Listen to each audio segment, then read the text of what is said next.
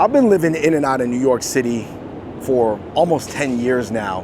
And somebody asked me the other day, through your eyes, through your experience, David, what are the 10 things that have changed the most? So, I was away in Thailand for a while. It sort of gives me a fresh pair of eyes to sort of have more context, more reference points. Sometimes when you're in a place, everything's so normalized, you just don't even notice the changes, or it's hard to notice the changes, or it's hard to articulate them. So here are the 10 things to me that have changed the most in 10 years. Number one, guys, I gotta take a rest right now. It's gotta have been LIC. If you guys know about Long Island City, where that is on a map, that was just kind of like a shipping warehouse, like Polish immigrant zone for many, many decades. And now LIC, at least parts of it, stand for living in China, because there are so many rich Chinese exchange students that have relocated there, some of them permanently, and they've completely changed that culture into something that I never thought I would ever see in America before. They got this club that just opened up called Midnight, and they got this speakeasy called 25th Hour. They're connected, and basically all the Chinese rappers from China, like rappers that me and Andrew know, Side P, No from Higher Brothers, shout out to them, they actually perform there, and they have like the lyrics animated in the background.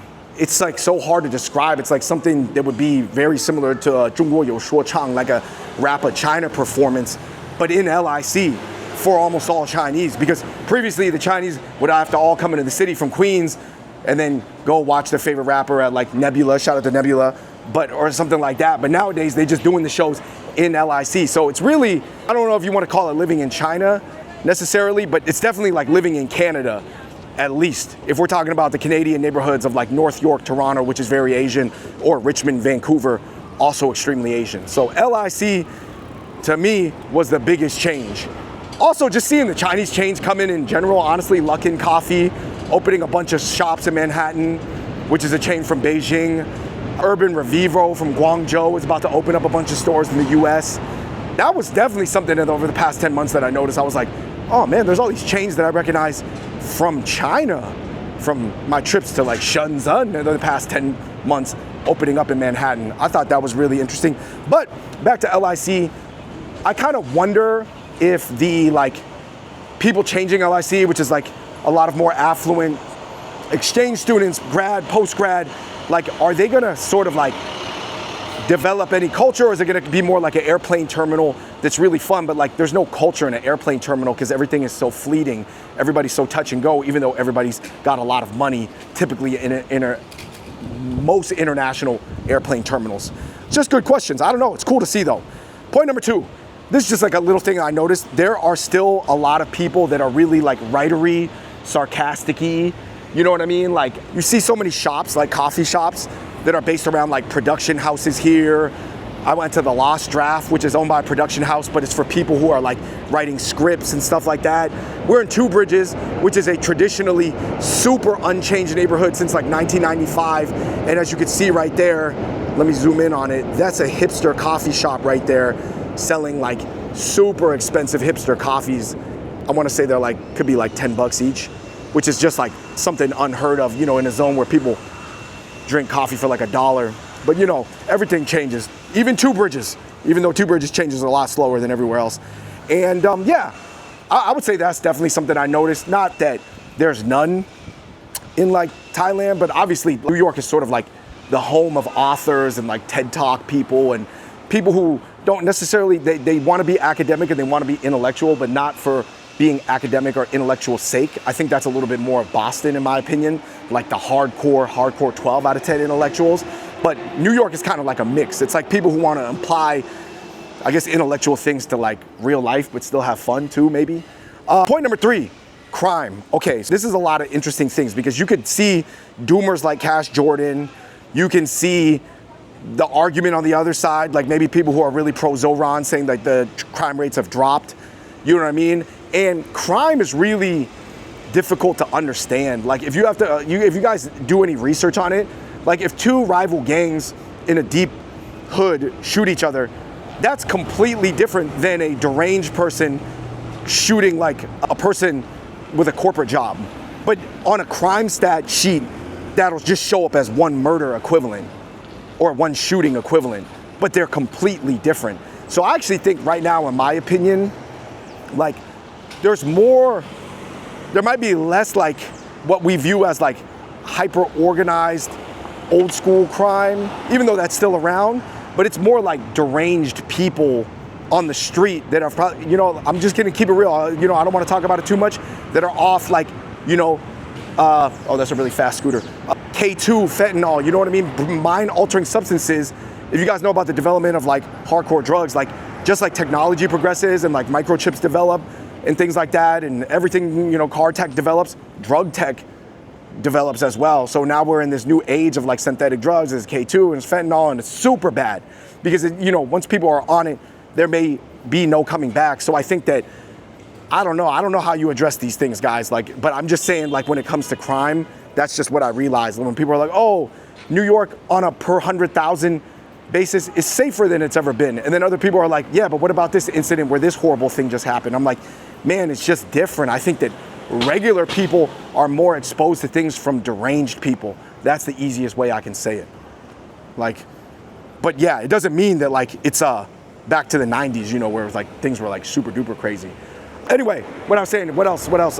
City bikes. I see a ton of gray city bikes now. And the gray city bikes, if you know, they're made out of more plastic, so they can go super fast. And in fact, so many people were going so fast on the gray city bikes that actually they had to throttle this top speed, because I think they could at one point get up to like 23, 24 miles per hour. And I believe they asked the city bike to throttle the city bikes at 15 miles per hour because people were going too crazy on them. So that was another thing I noticed, because obviously 10 months ago or 9 months ago when I left for Thailand, there was a lot less gray city bikes than there were now. Like there was, you know, but obviously there's still a mix of like the analog ones. But yeah, I'm sure at some point the whole city will be the gray ones.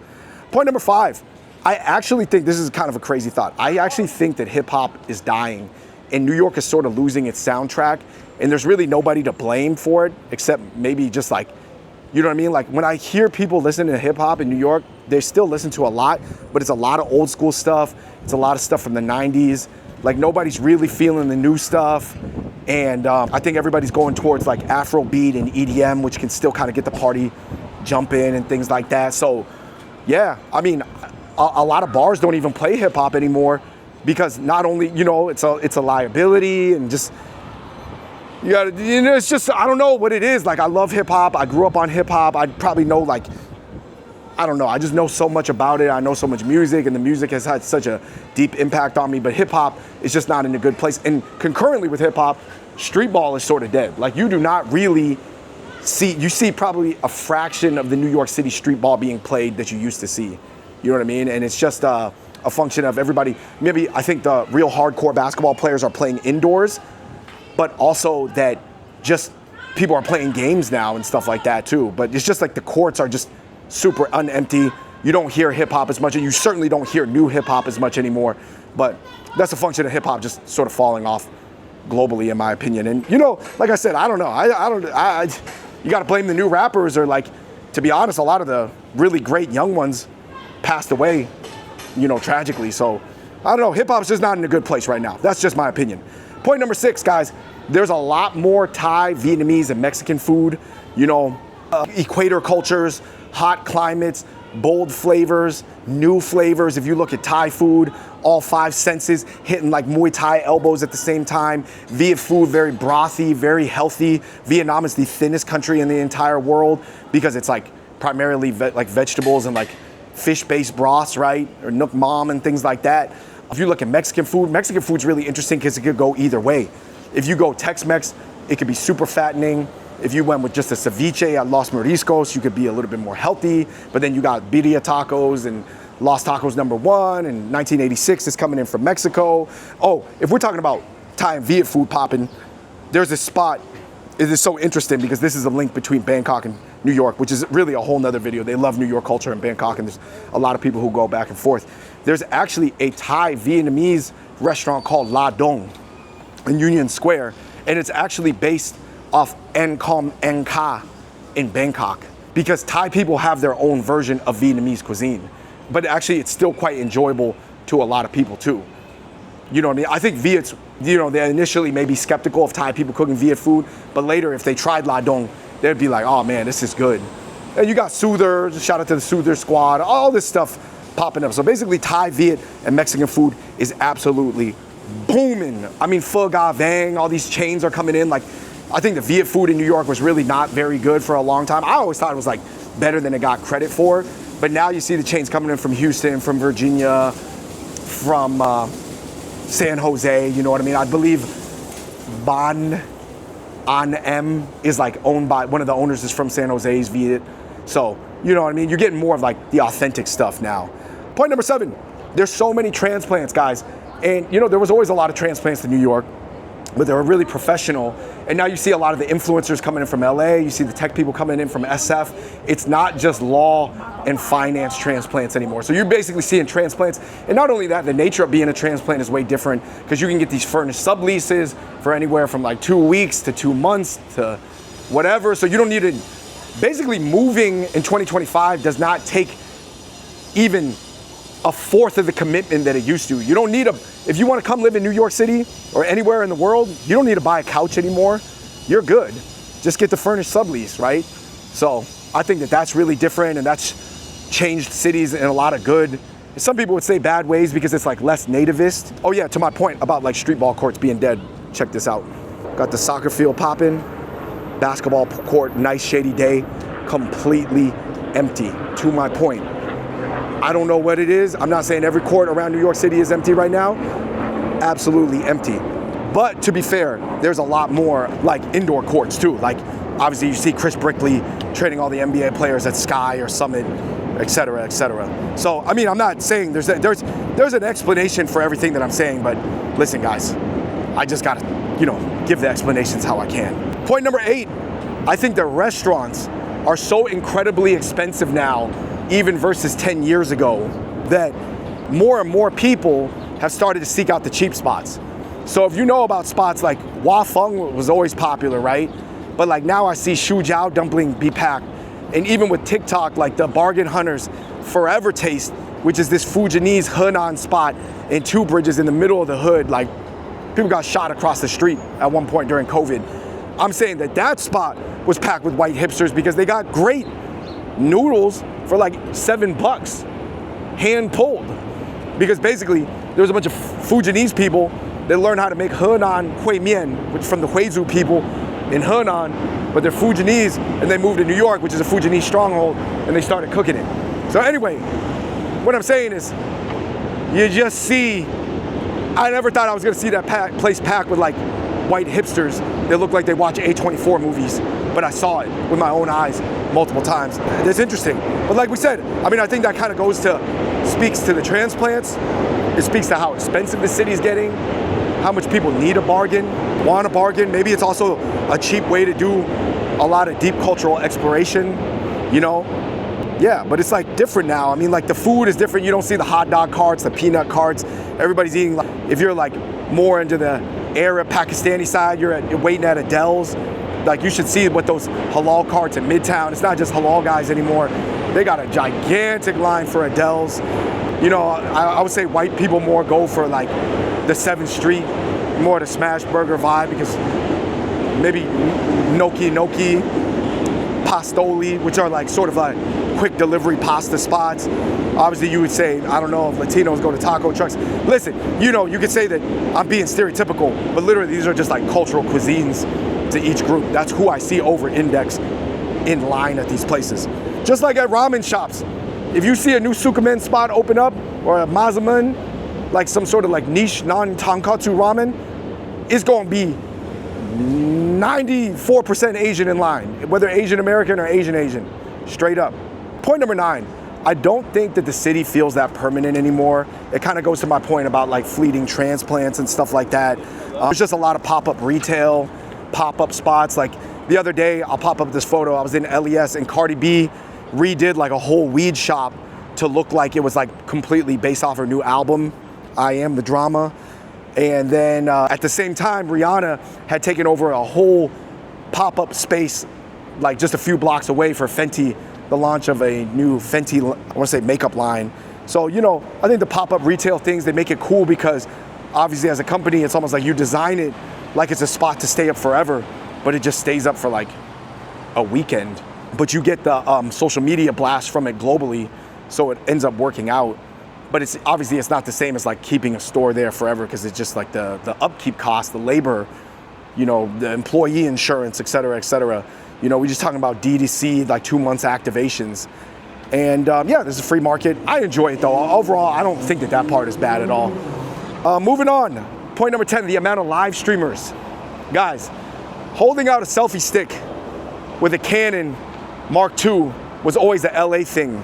But you start to see it now because most of the biggest streamers are from Harlem or the Bronx, whether we're talking about Kai Cenat, Phantom, et cetera, et cetera. So I think that they brought streaming back to New York City, even though it's still a little bit more cringe than it always was in LA. I see the streamers now. Like, my friend owns a sneaker store. We had so many people streaming in there. And yeah, that was just new to me. I was like, oh yeah, the streaming thing is a new thing in New York City. Like, New York City was always like really serious and stuff like that. But it's cool to see because that's my field.